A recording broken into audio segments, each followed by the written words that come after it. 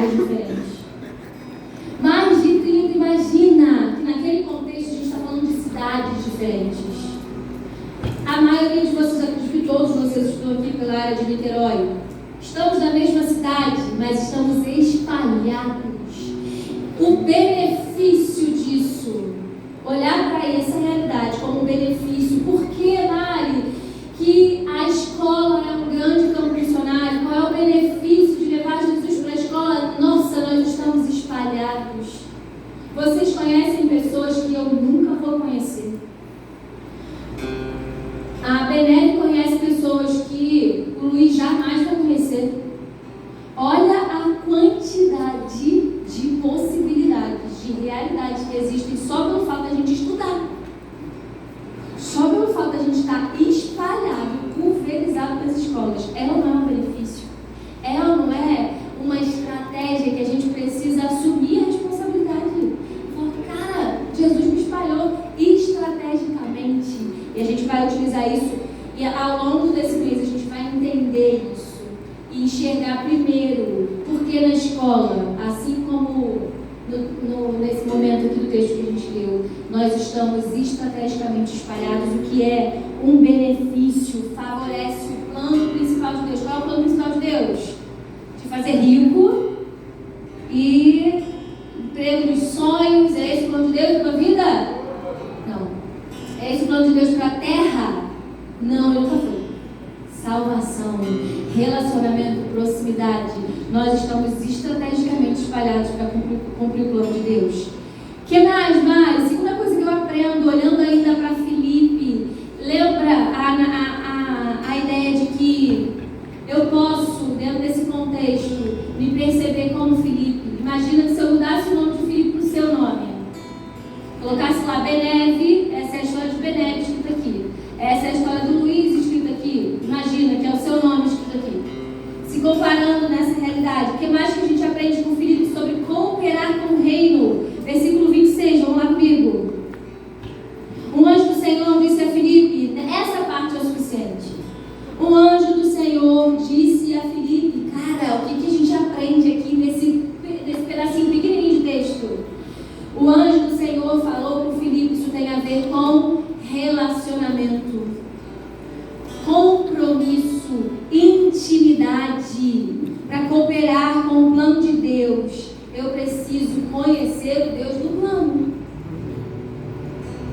O plano não é seu, o plano não é meu. Nossa, a Mari trouxe a ideia, né, o teaser que a gente vai começar. Isso não surgiu da minha cabeça, porque eu pensei nisso, vocês sabem disso muito bem. A gente vai adaptar para a nossa realidade, a gente vai trazer para a nossa realidade algo que já acontece, mas o plano não é meu, o plano não é seu. Nossa, eu tive um incrível plano e a partir de hoje eu vou falar de Jesus para a minha turma, usar, como alguns de vocês já mencionaram, chamaram, falaram, Mari, eu conversei com o meu diretor, acho que foi a Bruna, ousadamente, eu conversei com o meu diretor e ele liberou um espaço com televisão, o plano não é seu, o plano é de Deus. E para eu entender o plano de Deus, o Deus do plano, eu preciso ter intimidade com Ele. O texto vai dizer que um anjo falou com Filipe, o nível de intimidade que Filipe tinha com Deus, a ponto de contar para ele os segredos. Eu quero você comigo no meu plano, eu quero que você esteja se movendo no meu plano, me ajudando, cooperando com isso. O filho só faz o que vê o pai fazendo, e essa é uma frase que tem martelado na minha cabeça há muito tempo. Eu tenho meditado sobre essa verdade há algum tempo. O filho só faz o que vê o pai fazendo. O filho só faz o que vê o pai fazendo. A gente tem uma mania de atropelar as coisas.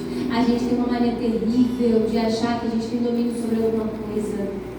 Jesus, o próprio Jesus, o pastor pegou sobre isso. Se você estava na célula essa semana, vocês devem ter conversado sobre isso. Não, essa semana não, acho que foi semana passada que a gente pegou essa mensagem. Enfim, não lembro agora. Mas sobre o Jesus que orava. Por que ele orava? Porque ele amava o Pai. Ele não fazia nada sem antes perguntar para o pai dele.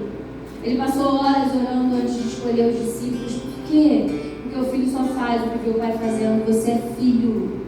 E cooperar com o plano de Deus exige intimidade. Faz sentido isso, gente? Segundo ponto importante,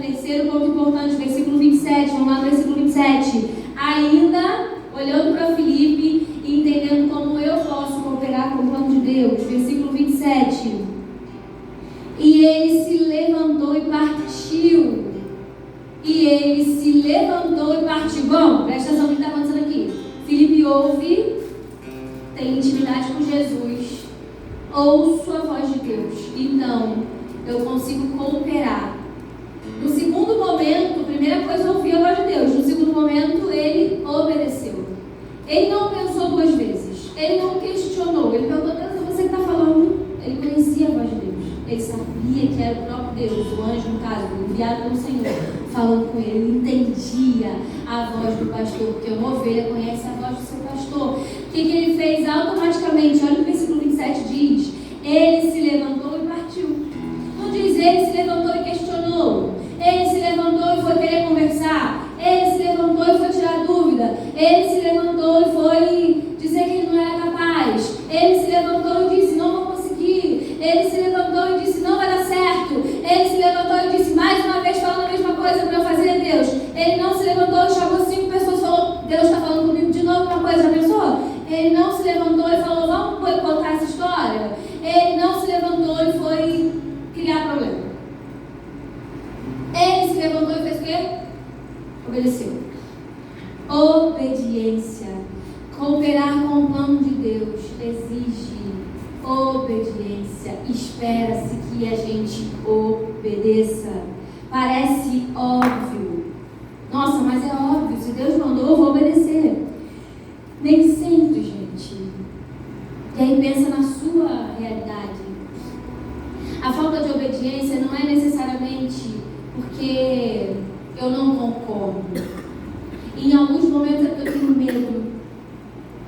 Em outros momentos é porque eu tenho vergonha. Em outros momentos é porque eu não me sinto capaz. Não obedecer não é necessariamente uma malcriação. Igual criança, não está obedecendo porque está fazendo uma malcriação. Está desobedecendo o pai, não é sobre isso. Às vezes a gente não corresponde àquilo que o Senhor espera que a gente faça porque eu tenho vergonha. Porque quando eu olho para a minha realidade na escola, Mari, eu estou sozinho lá. Eu não sei nem por onde começar. Quando eu comecei, deu tudo errado.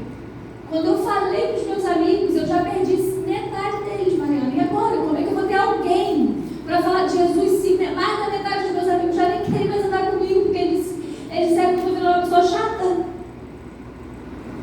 Eu já não tenho mais ninguém para andar na minha escola. Eu já fico sozinho lá mesmo.